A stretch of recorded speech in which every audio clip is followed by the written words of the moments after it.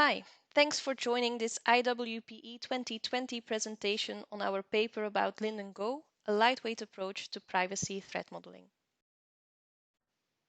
I am Kim Wuyts. I'm a postdoctoral researcher at the Distrinet Research Group at KU Leuven. We're very interested in your feedback, so if you have any questions or comments about this talk or Linden in general, please do not hesitate to get in touch. So in this talk, I will discuss Linden Go, why we created it, and how we did that. But before I get into those details, I like to briefly zoom into threat modeling and the Linden privacy threat modeling approach. So what is threat modeling? Threat modeling means thinking about what can go wrong early on in the development life cycle, so you can fix it then already before it actually happens. Linden is a privacy threat modeling framework that provides systematic support to elicit and mitigate privacy threats in software architectures. It provides, on the one hand, process support inspired by Microsoft's Stride, a security threat modeling approach, and following Shostak's four-question framework, and it helps you think about what can go wrong in a structured way. In addition, Linden provides knowledge support, which is structured according to the 7 threat categories that together form the acronym Linden. So let me quickly zoom into the elicitation step, as this is the focus of this talk. For each element in the model, which is typically a data flow diagram, you need to think about what can go wrong. So you make a big mapping table that consists of rows for each DFD element, and that will help you think about each of the Linden categories in a structured way. So how do you think of one specific threat category? Well, Linden provides a threat tree catalog that consists of the most common attack paths for each category.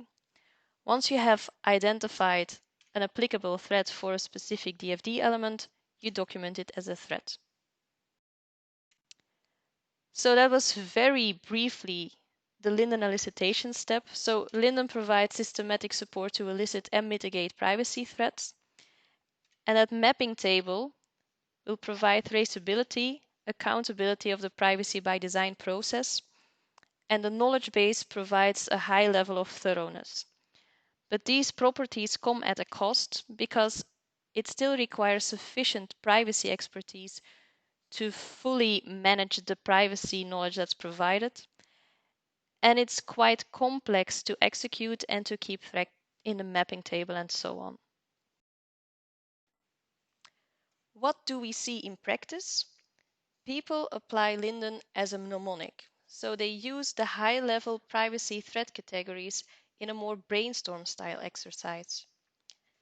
And that's great because it drastically reduces complexity and friction. However, traceability and thoroughness depend completely on the expertise of the analyst. So the privacy expertise required to execute this successfully is even higher. We therefore started thinking, can we bridge the gap between these two different approaches to Linden? Can we provide support for a more lightweight privacy threat modeling approach? So something that's easy to apply without overhead and friction, that has a low threshold, making it suitable for people who are relatively new to the privacy field, while still keeping this high level of thoroughness and traceability. So we determined the following set of requirements for a lightweight threat modeling approach. These requirements are based on industry feedback and empirical studies on threat modeling that we conducted in the past 10 years. And they are inspired by the security threat modeling domain, where, for instance, the elevation of privilege game is a very successful lightweight approach. We made a distinction between methodology and knowledge-specific requirements. So the method should evidently be simple to execute, but remain comprehensive. And in addition, as threat modeling is basically a joint task, we wanted the method to reflect this collaboration. Knowledge support, then, should also be easy to understand, and we therefore envision an extensive description that provides sufficient guidance in determining whether or not the described threat types are applicable. And these requirements resulted in Linden Go, a lightweight privacy threat elicitation toolkit, which is basically a card deck that promotes collaborative threat elicitation. How was Linden Go created? Well, evidently we used Linden as a foundation. And as mentioned earlier, we were inspired by the elevation of privilege game, which is actually a gamification of Stride. We especially liked the card representation and the collaborative approach, but we also extended the description as we felt that, especially for privacy, people need more information and guidance to fully understand each privacy threat. We also have the process reflect the original Linden threat modeling process more closely.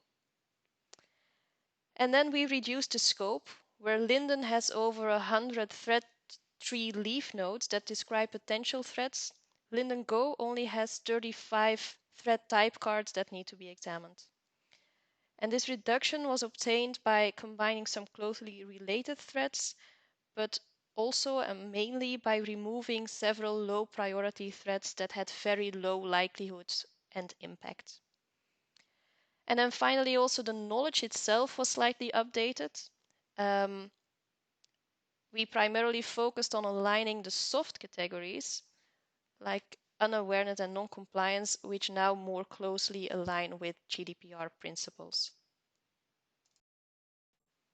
How do Linden Go cards look like?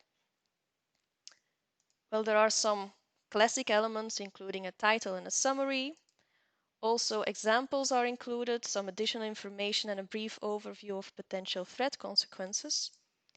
But the most interesting elements, at least according to me, are the applicability questions that help you determine whether a threat card applies to the system you're analyzing. Also, the threat source is an interesting element. Privacy threats, in contrast to security, do not only originate from external attackers, but often occur through misbehavior of the system itself and are thus organizational.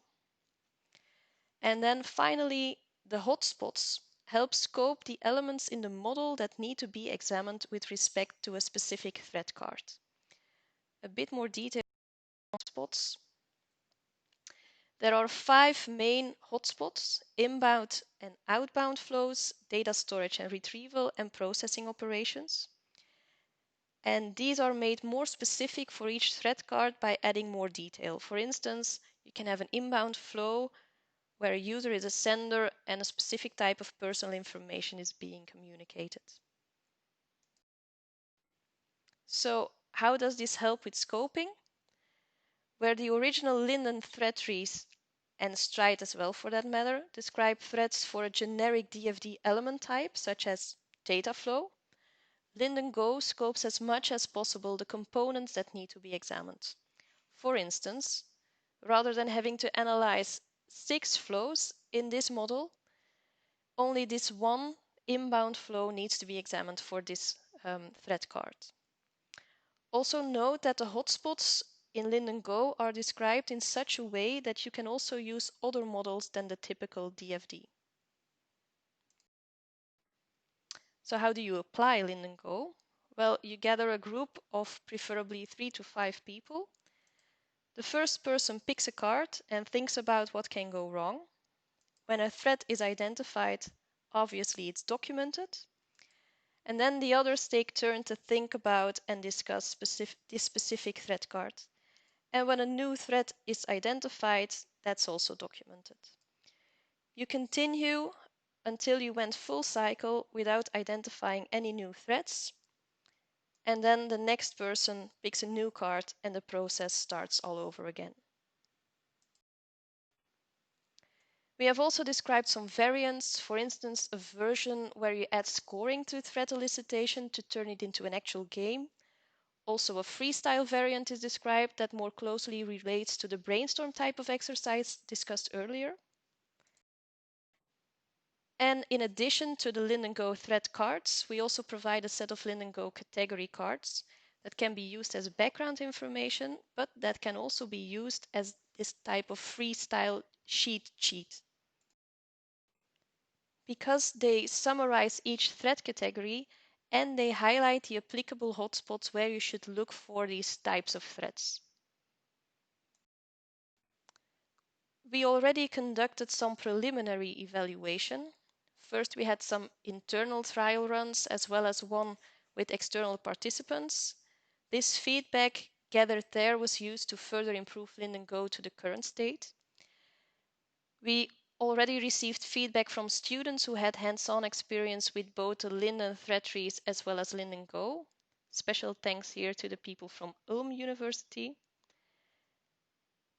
And we already received some initial feedback from industry professionals who have applied Linden Go in practice. Overall, there was consensus that Linden Go is easier to apply than Linden thread trees. The cards are considered easy to apply and understand. Especially the applicability questions and examples are very appreciated. And also the collaborative aspect was well received, as Linden Go invokes discussion even in interdisciplinary teams.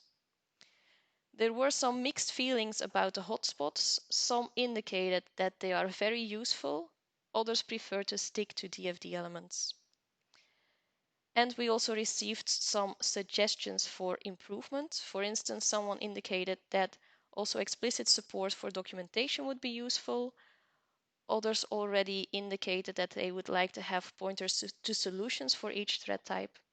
So we will take all of that into consideration, continue to collect feedback, and use this to further improve and extend Linden Go and our Linden framework in general. Do you want to get started with privacy threat modeling? Are you now interested to learn more about Linden and Linden Go? Check out our website where everything is freely available. We really look forward to receive your feedback. Thank you so much for your attention.